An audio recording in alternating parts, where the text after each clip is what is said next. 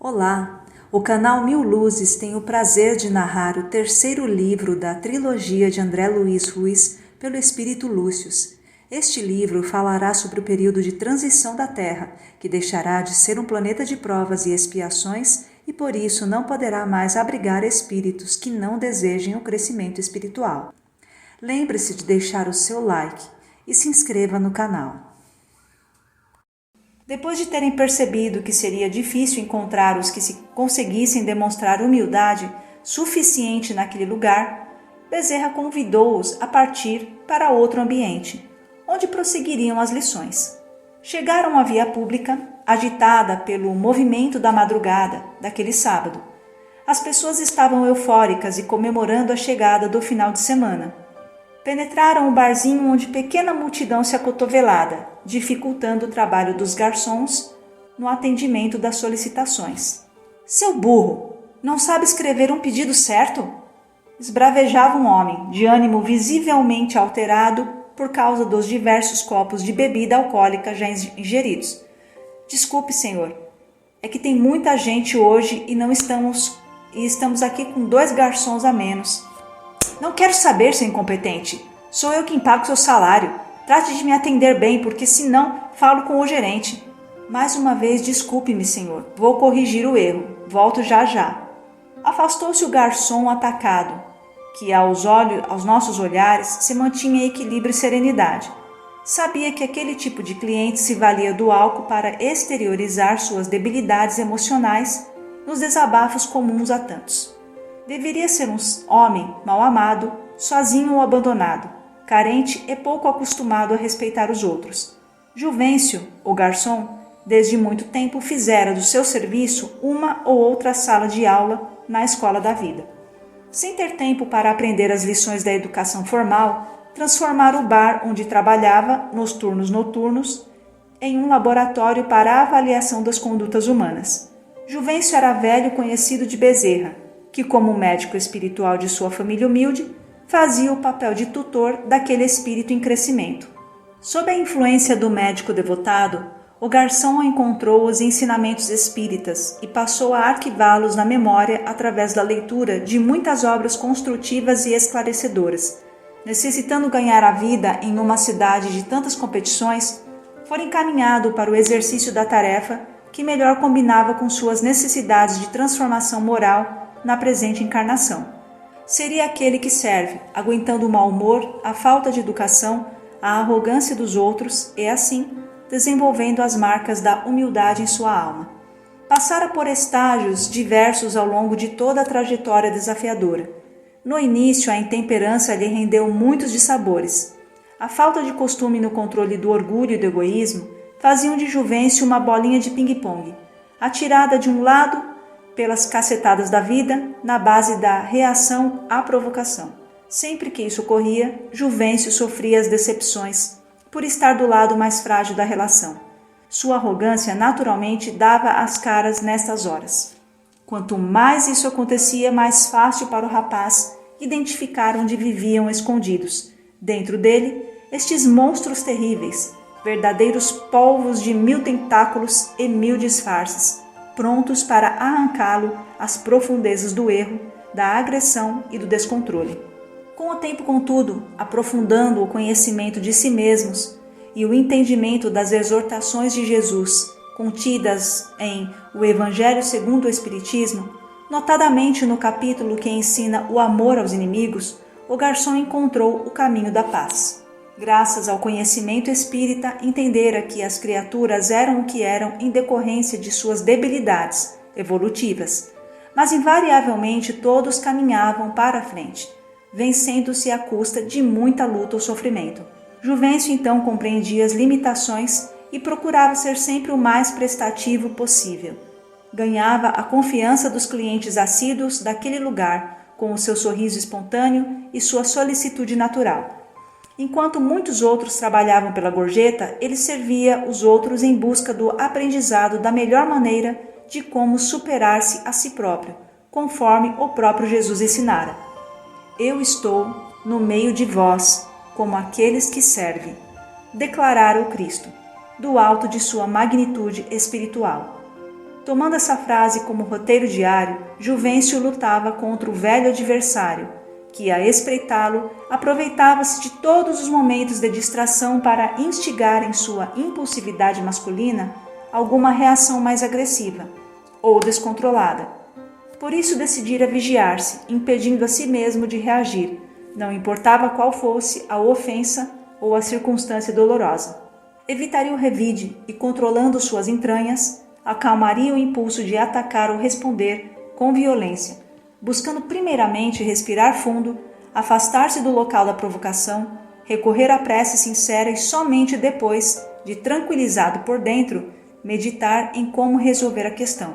Ao longo dos anos aprendera que muitas vezes é melhor resolver o problema com condutas simples, como a de trocar a bebida solicitada pelo freguês, do que se obstinar em ter razão, mostrando que fora o cliente quem pedira errado. Assim, diminuía controvérsias ao invés de aprofundar os conflitos na defesa de seu ponto de vista. Naturalmente que se conduzia dessa forma nas questões mais simples do dia a dia, reservando a defesa dos princípios para outros momentos, quando coisas mais sérias estivessem em jogo. No entanto, ali preferira não discutir com um bêbado no esforço de explicar-lhe quem foi que se equivocou. Já havia perdido as contas da quantidade de ofensas e xingamentos que escutara da boca dos ébrios de plantão, além das atitudes desrespeitosas dos endinheirados no trato, com os serviçais como ele. Diferentemente de outros profissionais da mesma área, igualmente destrambelhados e agressivos, carregando o chamado orgulho amordaçado, para não perderem o emprego, Juvencio agradecia cada vez que alguém o maltratava, porque assim poderia avaliar o estado do adversário íntimo que lutava para matar, meditando-o pela intensidade do impulso do revide, usando da mesma agressividade recebida. Terminado seu trabalho naquele ambiente, esperava o rápido descanso em casa dos pais, na qual convivia com os problemas da família complicada pelas doenças de seus integrantes. A mãe era muito idosa e viúva. Era ela, no entanto, quem ainda administrava uma casa onde 2 filhos mais novos do que Juvencio transitavam pela vida em situação de deficiência física. Um deles perdera a mobilidade das pernas e o outro era cego. Ambos viviam o resgate expiatório de terríveis danos promovidos nas existências de seus semelhantes em pregressas existências, mas, ao invés de estarem aproveitando essa oportunidade de refazimento moral e espiritual, enveredaram pela rebeldia e pela insensatez, exigindo de seus parentes sacrifícios ainda mais dolorosos. Juvencio precisava ganhar o salário para diminuir as necessidades da família, mas apesar disso, não contava com o respeito de nenhum dos dois. O que dependia da cadeira de rodas votava-lhe raiva injustificada, produzida pela inveja. Já o cego taxava-o de aproveitador da vida, por ficar fora todas as noites. Juvencio os escutava, compreendendo que o sofrimento de ambos era o mau conselheiro de suas almas, e sem qualquer laivo de superioridade, deixava tudo de lado para ajudá-los, tanto quanto podia, aliviando o trabalho da mãe idosa. Banhava o irmão aleijado ao mesmo tempo em que procurava ajudar o cego em tudo o que se fizesse necessário. No entanto, se o paralítico sentia prazer em fazer-se pesado para Juvencio, o cego não admitia ajuda do irmão para nada, lutando para manter-se independente, cultivando o orgulho de não precisar lhe pedir nada. Mesmo quando tropeçava e caía, recusava o braço do irmão, dizendo em voz alta: "Quem precisa de sua ajuda é o aleijado. Eu só sofro da visão. Não preciso de você. Pode deixar que me levanto sozinho." Essa fala, repetida sempre sem qualquer cuidado, representava também uma agressão ao outro enfermo, que as ouvia sem ensaiar qualquer resposta, porque no fundo exprimia cruel verdade. Os dois doentes se antagonizavam constantemente. Luciano, o da cadeira de rodas, odiava a independência e a arrogância de Múcio, o cego, enquanto este, de alma arrogante e altiva, distraía-se em humilhar o outro, não se cansando de mostrar-se superior a todos. Nenhum dos dois aceitava o fato de Juvencio não ser deficiente, como se o pobre garçom lhes tivesse roubado a felicidade. O rapaz era testado nas dores profundas e exercitava diariamente as lições da resignação, do amor aos inimigos e de fazer o bem sem desejar receber algo em troca. Com isso, Juvencio transformara suas vibrações num campo de cristalina emanação, onde a humildade dava o toque de seu perfume e luminosidade, indicando que era cultivada com o adubo do amor, segundo os verdadeiros critérios do Evangelho de Jesus.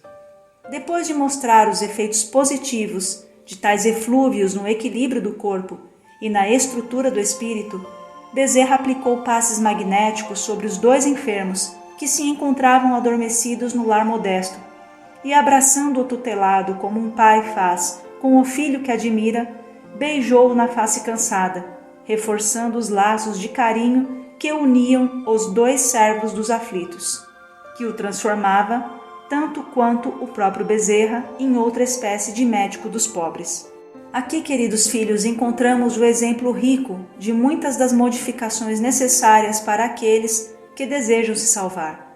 Com exceção de Juvencio, que está conquistando as vitórias indispensáveis ao seu progresso, Luciano espelha a inveja torturante, enquanto Múcio corresponde ao expoente do ódio que sufoca. No aprofundar das coisas, observaremos que tanto a inveja quanto o ódio estão com suas raízes fincadas no orgulho ferido e no egoísmo avassalador. São incapazes de ver no irmão trabalhador o benfeitor de que tanto necessitam e que lhes abastece de comida o próprio prato diário, graças ao esforço do trabalho digno. Para eles, o corpo deficiente representa a diminuição de sua valia, apequenando-os. Deveriam estar inclinados ao aproveitamento da lição de vida, desenvolvendo a humildade, coisa que suas almas não estão dispostas a fazer, sobretudo na presença do irmão. Transportam em seus corações as nódoas dos defeitos profundos, das vivências torpes de outrora e que lhes rendeu a limitação das faculdades orgânicas, como bendita escola para o aprendizado de novas lições, até que curvem a cerviz, que reconheçam a própria necessidade, que aprendam a pedir e agradecer, permanecerão no mesmo estágio e, assim, são sérios candidatos a se despedirem da terra, ocupando 2 alojamentos da nau transportadora. Juvencio, que com paciência cristã os suporta sem desejar-lhes o mal, conquanto também tem adeptos no drama de seus manos, cumpre a parte que lhes cabe com um elevado índice de aproveitamento, o que lhe garante a posição de integrante da nova humanidade, construindo a regeneração primeiramente no próprio interior, para, a seguir, integrar o mundo regenerado. O entendimento das leis do universo que a doutrina espírita lhe conferiu facilitou em muito as decisões firmes nesse sentido, porque a fé raciocinada liberta a criatura dos complexos de culpa que a escravizam, dando-lhe a chave para a compreensão dos compromissos evolutivos e demonstrando como fazer para sair vitorioso da refrega humana sem contrair novos débitos. A lição da noite havia sido longa e reveladora. No entanto, faltava alguns aspectos que Bezerra desejava abordar para o completo de tais ensinos. Entretanto, devido ao horário, precisavam regressar ao núcleo espiritual que haviam deixado horas antes, a fim de que os encarnados pudessem ser recambiados aos seus corpos físicos para a retomada das tarefas do novo dia. Marcaram então um novo encontro para os dias seguintes, quando seriam retirados novamente do ambiente físico através do sono, visando o complemento das observações. Depois de acertados detalhes, Bezerra e os outros 3 espíritos amigos retomaram a posição no quadrado fluídico que formavam ao redor dos amigos encarnados, para novamente, com o campo favorável, retomarem a volitação em direção ao centro espírita, para as despedidas finais e o posterior encaminhamento aos seus corpos em repouso, nos respectivos leitos. Antes de acordarem no novo dia, no entanto, Bezerra orientou os trabalhadores invisíveis, que os reconduziriam de regresso para que aplicassem energias ativadoras da memória cerebral a fim de que os aprendizados da noite ficassem indelevelmente gravados na estrutura das lembranças físicas, como um instrutivo sonho que muitos ajudaria na própria vida pessoal. O sábado marcava, com os primeiros raios da alvorada, o céu da cidade, quando um a um, amparados pelos seus protetores e pelos trabalhadores destacados por Ribeiro para acompanhá-los, reabriram os olhos no corpo carnal, deslumbrados com a grande quantidade de lembranças que traziam da experiência onírica da noite, sobretudo da felicidade de se envolverem em trabalho de tão alta envergadura moral, no entendimento dos processos que visavam o reajustamento do homem velho aos padrões exigidos pela nova humanidade. Olá, amigos! Este é o capítulo 34 do livro Herdeiros do Novo Mundo.